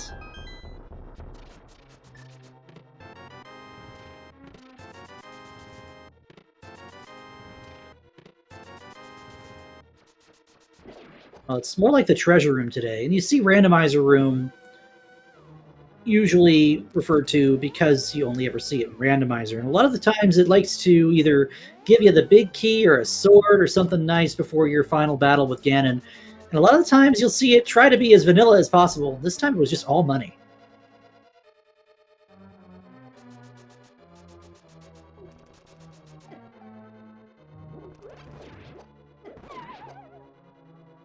Alright, so far, Jaws, the lower part of GT hasn't proven to be anything too tragic.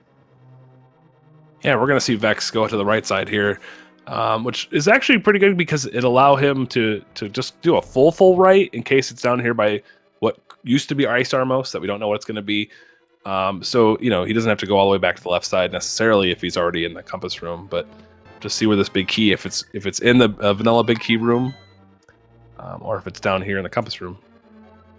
Hey, Blind. What's up? And that would be our first appearance of Blind on this seed.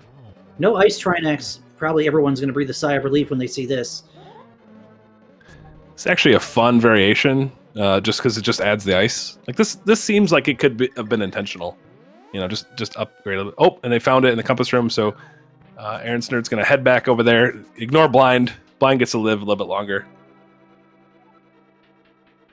Yep, and we'll see Aaron Snurd just go ahead and run to compass room as Vextifer will begin his climb. This is where Randomizer can really make or break your seed. In a lot, the gauntlet's called the gauntlet because you're running through a bunch of enemies in a bunch of different situations that can be kind of mean. Well, now you can have anything. This can get easier or it can get harder. So I think that's going to be 15 if he picks the first one, if we still care about the numbers.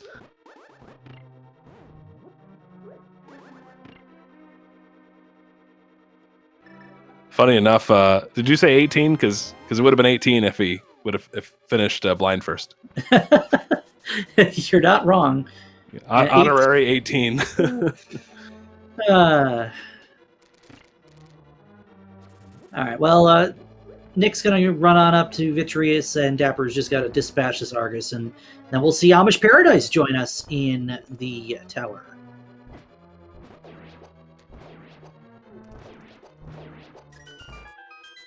Yeah, so all that hard work everybody's done to practice these gauntlet climbs, it's not happening here. Yeah, all conventional rules go out the window here. Again, these rooms can have pretty much any enemy shuffled in. You can see Lionels, Pinoxes, these little sandmen will come out, and you don't even know they're there if you've killed everything else on the screen until you hit a particular tile where they're going to come out and get you. I like to call that jazz hands, because it's just like jazz hands. Anyway, just name your own monsters. You don't have to use real names. It's fine. You make your own fun in this game.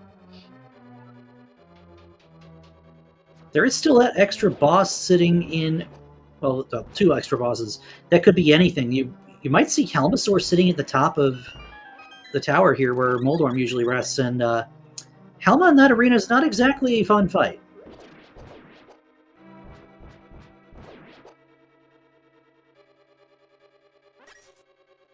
No, just a simple Armos. And again, it feels right. Feels like intentional. All you did was add a Medusa there, shooting at you while you're trying to get a kill. Nice, fair matchup. That's right. As Professor Pixie says in the chat, Armos got kicked out by Blind. Blind took over that downstairs. Blind likes to be in the basement where it's darker, right? So it all makes sense. There's some good lore happening here. You see Blind just dancing around Thieves Town. You could almost argue Blind just wanted to take up ice skating.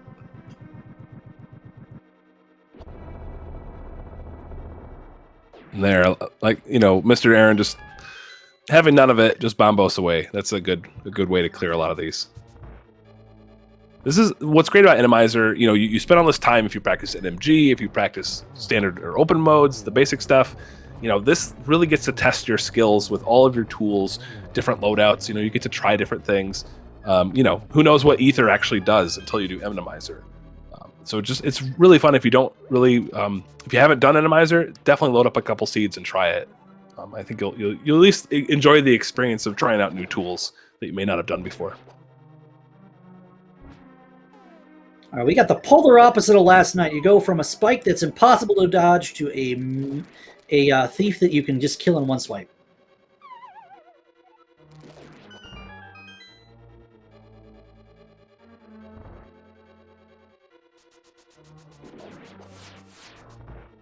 All right, so Random Baby's approaching the top of the tower here. I see Vexter's already going to grab that extra key that we need out of Mini Helma Room. We're going to have a look at these 2 checks, because you never know if you might find, there really isn't much we can find, right? Arrows, silver arrows are one of the things. That's really about it. Got all 4 bottles already. Shield, extra HP. Zero is about to find his big key, and imagine Dapper Worm Man is about to mirror back over. Once he gets that information from his teammate, like that. And it is Helmasaur sitting up here. And this fight is... Well, it's a fight. That's what I'll say. Yeah, this is definitely a bomb mode Helmasaur by requirement, which is fun. So if you've never thrown bombs at Helmasaur, yeah, that's fun.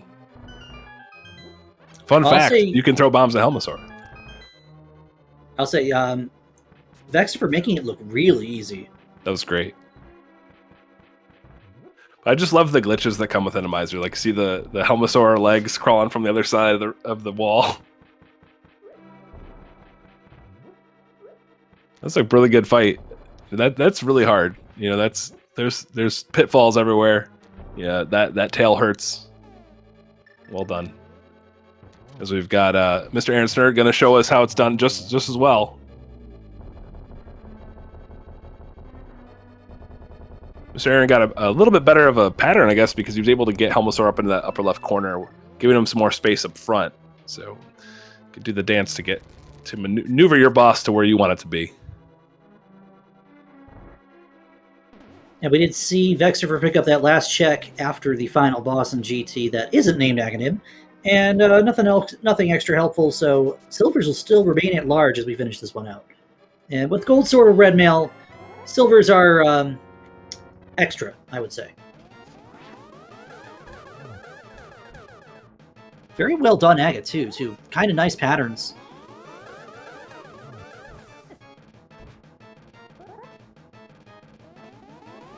Oh, there's that would be the meanest wallmaster in Zelda right there. That one falling here in the climb. Yeah, luckily I don't think we saw any wallmasters towards the top of Ganon's tower, which is the kind of thing you definitely don't want to see. Is a wallmaster at the top of the tower.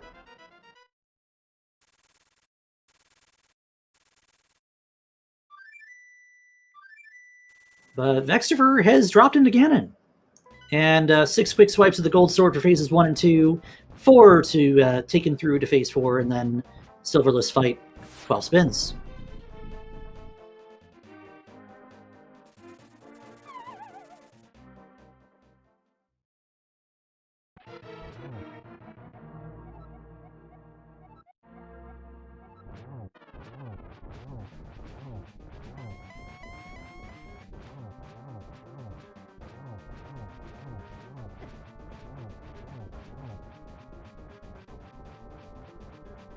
Yeah, it is at this point that all the fun of Randomizer is over for Rando Babies. It's just down to business now to finish this one off, and this one stayed close, but it does look like, barring a catastrophe, this is where it is going to end. If I read that right, does that say Turtle Rock? Does that mean we have a bow on Laser Bridge again? Classic.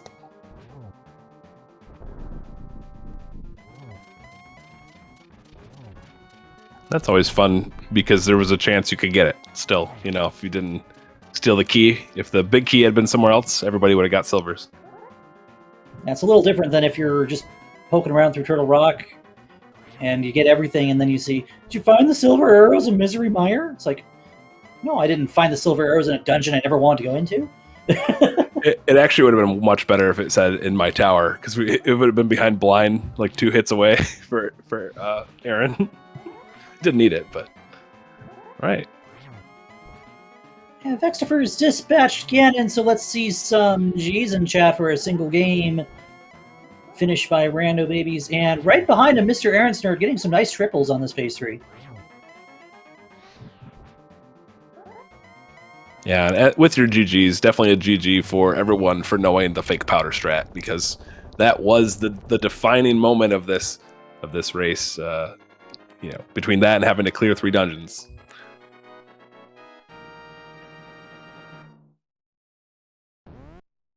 Yeah, and that is going to do it, everybody. Your second place finisher out of the Turtle Rock division, Rando Babies. So let's get some GGs around in chat, because we still got a team that's fighting to finish here, and they're close enough that you just finish this one out, right? Yeah, it's the last week of the league. Get it in, get that practice in. I mean, how many more times are you going to be able to fight Helmasaur on Moldorm 2? Let's get that action there. That depends on how much you like playing Mystery. Helmet playing really nice. Look at that. He just stands in one spot for a good long while. Dapper is going to have to get one hammer hit in on the mask here to knock him down.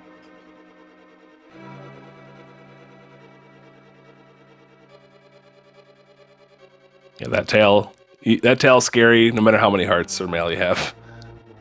Especially when it knocks you off the pit. You got to start over. Dapper wanted to open it. He really thought about it. He turned and looked at it and said, "You, next time."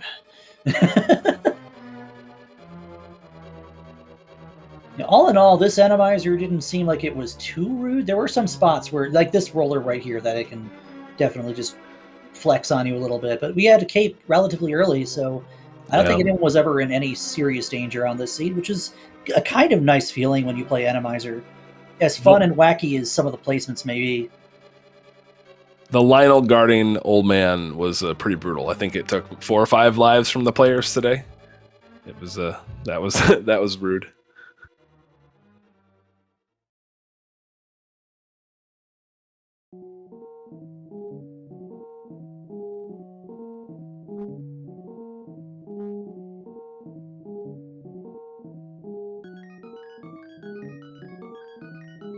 Near simultaneous Aga2 finishes for both Dapper and Zeronix, so I wouldn't be surprised to see them just finish neck and neck, even if they were just kind of play racing the end of their own seed.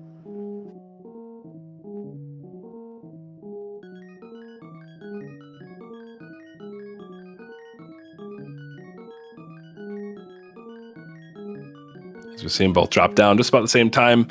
We'll see who wins this mini race between the Amish Paradise team here. Again, this is the end of the league. This is get the competition when you can. Still have a good time here. These guys, I'm sure, are still having a good time, regardless of the outcome. Yeah, it doesn't matter if you've gotten in, you're one game out, or you've had a rough season. It's all for the love of this randomizer.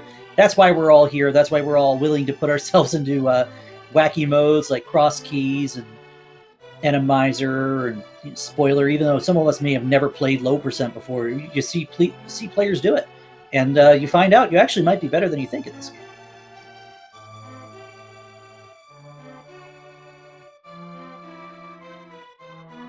Yeah, playing these hard modes, these different ones where things are just crazy. You go back to an open seed, and you're like, wow, this is easy. I don't have to look as hard as a Keysanity mode, or there's normal enemies here. Oh, and Dapper Wormman does not get the torch glitch. This is going to be a little bit longer of a silverless fight for him, as barring some perfect torch timings, it's going to be real hard to land some triples.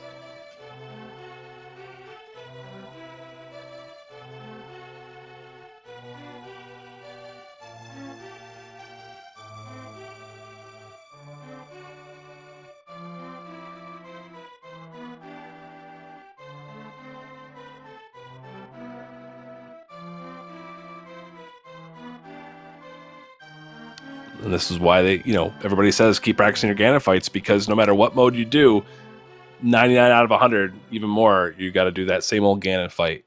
So practicing your triples, getting silvers and not silvers, Master Sword, everything.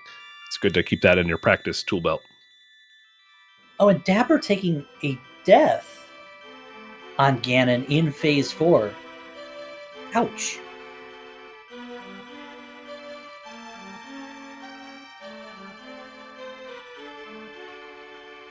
Looks like Zero's going to win the Team Amish Paradise race here as he completes Ganon, waits for that bridge to come down, and will cross over with a time. With a race time GG time of 1:25.56. GG's to Zeronix. Get that in the chat.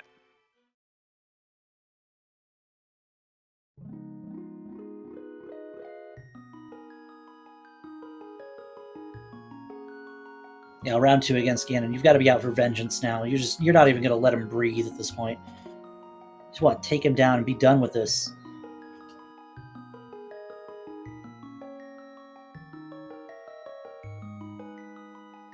Dapper's already on top of him, slashing long before he ends his intangible little teleport frames there. He's not screwing around. He is ready to just take Ganon down.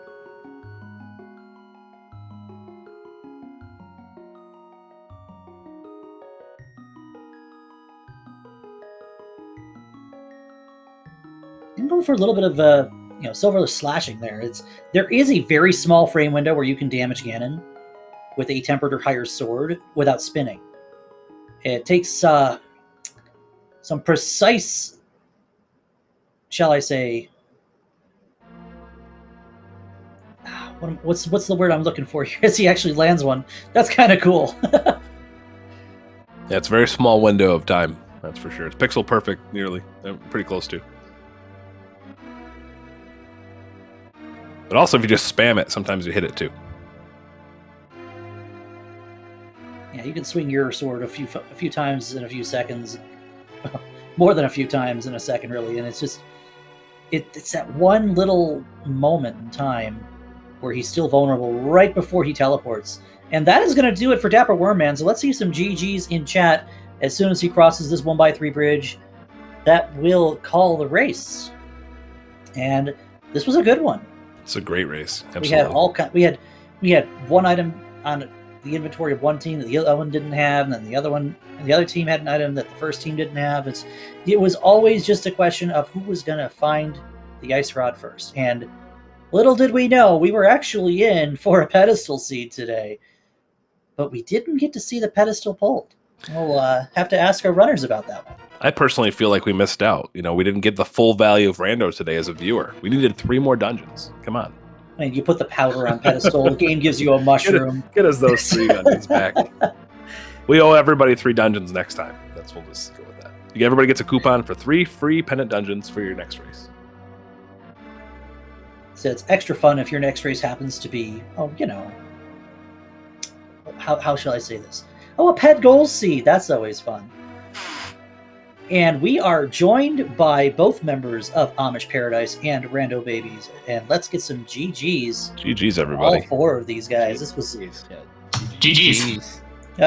This was a close one. This was a race. This was a seed. How did you guys feel when you found out you were actually playing a pet seed all along? Well, I think pretty good. I felt it was. I don't think I felt that far, ahead or anything like that when you find it, because Mushroom and Kane were together. So it's a reasonably natural play to go do that at some point. Even if you didn't quite know that Powder was on Ped. I think we had that information at the time, but... Yeah, we were sort of talking between us whether or not we felt like you guys had...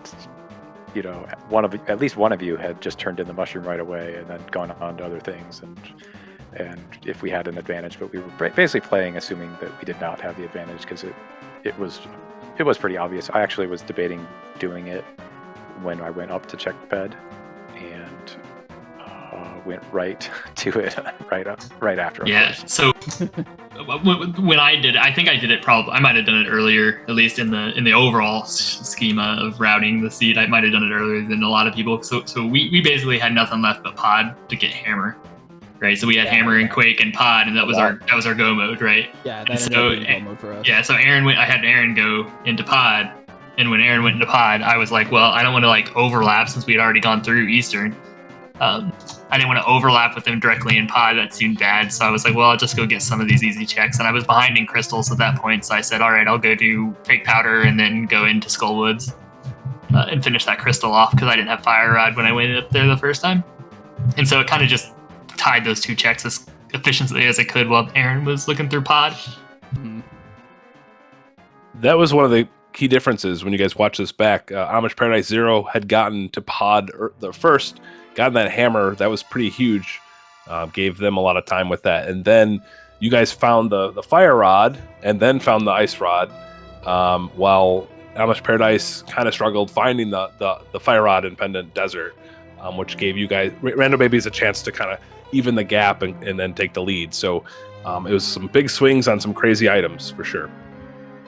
Yeah, and I guess from my perspective was when Vex was doing, I'm not sure what he was doing at that point, but I figured, we just got mitts, let's take, Smith in, purple chest, and then just go straight to desert, because we put perfect for Bombo's tablet too. Yeah, so. we mostly we try to split the Dark World checks up, right away, and then see if Thieves Town had something like flippers. Like I would do that, and then I'd go north Dark World checks, right, and Aaron would go south. Whoever gets there first, usually does the south to get over to Hype Cave, and especially with Mitt's Dark World access. And so he did the South Dark World. It just kind of worked to lead him over to Bombo's tablet, and I was like, well, just go into desert at this point, because, I'll do the checks over here. So on the North Dark World, so it just kind of worked out. We just funneled it, just followed the essentially overworld checks into desert.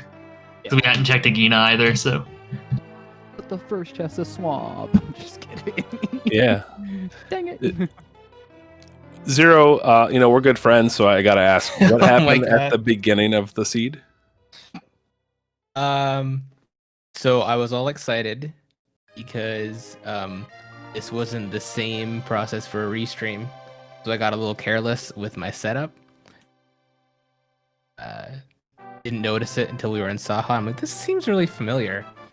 And I'm like, no way I did this, and then I realized I put the wrong seed in my cartridge. Oh no! So I had a bit of a tilt there in the beginning. Yeah, I mean, the good news is that wasn't, one of the main turning points. Really, it was the item finding. So, Yeah. But it definitely can be a struggle to experience that. But yeah, what else? Amish Paradise. So, what were your thoughts like with dividing and conquering for that fire rod? What was your approach to trying to find that? I was reluctant to go into desert. Dapper went with school swamp because of just item density. So just like, well, I just caught up with my stuff, so I'll just go here quick. We had also basically hoping all the for overworld cleared. So we were just jumping into pendant dungeons. Yeah, but hoping it was along the way. I went into ice, hoping for like Rule of Fire locked behind bombos. Just did not happen to show up. Yeah, speaking of ice, and this is for everybody, one of the new functionalities with this mode for the last couple of weeks is that compass showing you what the boss is. What was your experience with that, with these seeds, even this week? And, how did you feel about having that access? Yeah, I like it. I mean, I get the compass, and basically, if I can't already just kill every boss, I'll immediately check it. I don't see any. It's quick. You just check it. You say, all right, well, can't do this one yet, or we're looking for this item. I Yeah, agree. It's a nice feature for sure. Sorry, Dapper, about that. Oh, you're good. I think I cut you off, but just saying it's really nice to. It kind of makes diving dungeons a little more rewarding or more incentivized because you get just that extra half piece of information when you go in there. It paid off in Eastern because you checked that first and got your compass, so you were able to see we needed a hook shot before we could complete that, so there was no rush for me to make that play. Yeah, that's kind of why I went in there and died on my way to the big key chest, and that's why I decided not to go back in for that vanilla big key chest, because I knew I wouldn't beat the boss anyway. If I could beat the boss, it probably would have gone the other way. So it was it's sort of like little on the fly sort of decision making, which is basically this game in a nutshell. Yeah, I know. I was feeling pretty bad. I was feeling pretty stupid when I didn't grab the bow off of Uncle before going up the mountain. I don't know why I didn't just do both. Just save and quit and then do it. And do front of escape with it or something. But no, I decided to go up the mountain and then fight Vitreous and feel real good about my life and killing all the small eyes with bombs and my spider sword and then, dying to the big eye on like the last spin. That was pretty good. Yeah, so what... Oh, go ahead. This is why you don't try to be a hero. I was going to ask, what were you thinking there? Was it about the second item? Was it just like, I'm here, what's going on? What were your thoughts with tackling that? Well, there's a second item in logic, and I was like, well, I'm just going to try it. I mean, if I die, I die. You would prefer to, get bodied by two eyes right away if you were going to die, not, get to the last couple hits of the big eye and then die. Sure. Maximum time loss. Probably like 3 minutes. Something crazy. Same thing with Aaron. We're watching you boomerang Armos in Thieves Town. Oh no! I'll go into an Armos fight with 10 arrows. Maybe find some along the way. Yeah, the boomerang actually did help you out a little bit too, because you were able to keep them a little bit out of line as they reset to their first cycle. That allowed you to get an extra kill or two in with some well-timed pokes, because that fighter sword does a lot more damage than you might think it does. Yeah, that admittedly was really helpful. And then at the point where I got to the last one, it was just like, okay, slash poke. It'll die eventually. It'll go. I'll tell you what, Armos in the room on the GT crime, the first boss room, so the Lambo 2 room, with that shooter really, really, really throws you off. Like, I don't know. It's like a bad. Like, I did not like fighting Armos Knights in there, apparently. Like, it's... Yeah, I mean, it's a developer intended to make it a little tougher, but sometimes it gives a little bit higher than that when you got something totally new in there. So this is the last week of the regular season of the league. I mean, we couldn't have asked for a more exciting race to kind of finish this off. But quickly, Amish Paradise, you guys fought hard. You had a great season, 9-5 overall. Finishing in third place in the Turtle Rock division. But tell us about your experience with the league. How did it go overall? Like, what are your thoughts on that? It's a big question. Yeah. How were your last 3 months? I personally had a really good time. I was sort of looking around for a team, and Amish Paradise was looking for for me, I guess, it turned out, and really glad to be a part of it with Zero Nix and Danny Music, and we've all learned a lot and had a lot of fun, I think. It was great to have a full team and then have 2/3 of a team and then have 1/3 of a team. Thanks, Jaws. And then and then have a full team, and just being able to participate is it's an honor. It was a great fun. Yeah, I mean, Amish Paradise is an experience that everybody should have. So next year, 3 new people, right? I'm just playing. Awesome. Yeah, we'll go on Rumspringa, and other people can come on in. Yeah, when I was commenting the race yesterday, I was trying to find a Rumspringa way to throw it in there somewhere. I couldn't do it. I couldn't find a good one. I was trying to use it for a really good one. Couldn't find it. Yeah. Well, again, congratulations, Amish Paradise, on a great league. Again, finishing the 3rd, still a great effort. Done very well. So let's talk to Rando Babies. Congratulations. This locked you in for the playoffs, along with JK Lowell for the Turtle Rock division. You guys finished 10-4 with 30 points. What are you thinking for the playoffs? What's on your mind for next week? I mean, we're excited. It's gonna be an interesting playoff. It's gonna be an interesting playoffs with the first matchup being, JK Lowell. I think they, they showed, pretty well why they are first in the division. But we'll see if we can, potentially prove to be an upset for them. Yeah, I mean, we play with them all the time. We kind of practice with them. They kind of almost mentored us through. I mean, Aaron and I both were in this year's mentor tournament, right? And so fairly new. So we kind of hardcore probed their minds with just how to get better, quickly, preferably. It was all in the grand scheme, okay? We were planning for this exact thing, as if we knew that this was going to happen. That's right. We're just trying to get all the insider info by playing with them all the time. No, they're very good. So it'll be a real tough one for sure. But I'm excited to play them for sure. I think it's gonna be fun. Yeah, and it's always an exciting thing to have as you go through this 7-week season. At the very end, the very people that you've been practicing with from day one are your gate to the rest of the playoffs in the divisional round. And not only that, but Radical Sniper is the 3rd former member of Amish Paradise. So you're not done with these guys quite yet, Rando Babies. We're everywhere. Traitor. All right. Any last thoughts on the league, the seed, what's coming up here?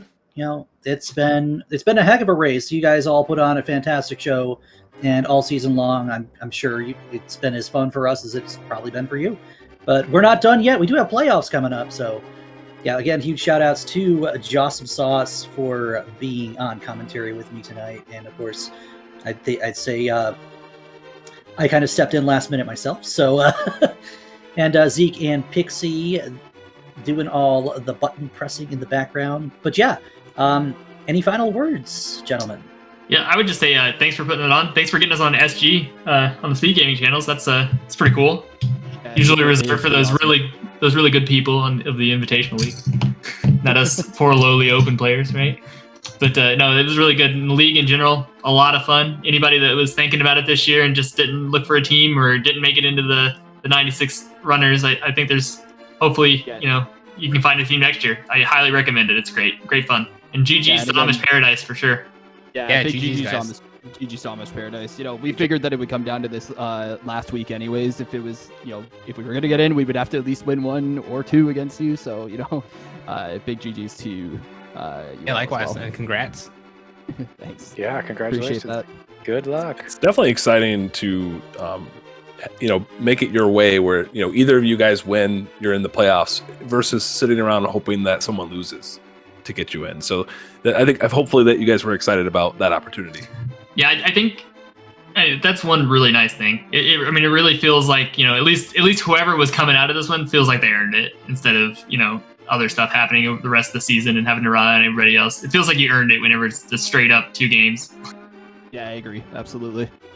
Yeah, it's one thing to come in staring at the leaderboard and hoping for some help, but it's another thing to come in controlling your destiny. And I think, this was probably big for both of you guys, but for Amish Paradise being down a game last night, this one came down to the wire for you guys, and it was fun to watch from the first minute of the first seed to the last spin on Ganon in the second seed. So, huge props to everyone involved. I know last night you guys had Norse Matty in Vex to first place, and it's been You see a difference between how teammates might run with different synergies and thoughts in mind, because it's always interesting with co-op where you have 2 players, but there's a 3rd player on the team who might want to tag in too.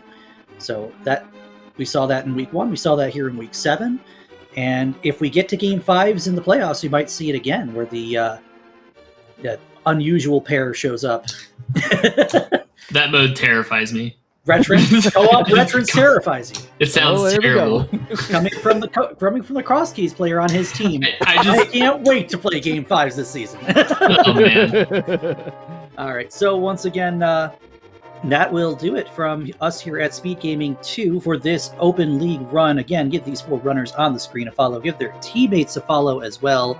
You got Danny Music for Amish Paradise and aforementioned Norsk Maddie for Rando Babies. Rando Babies moving on. They will face JK Lull in the divisional round of the Open League playoffs.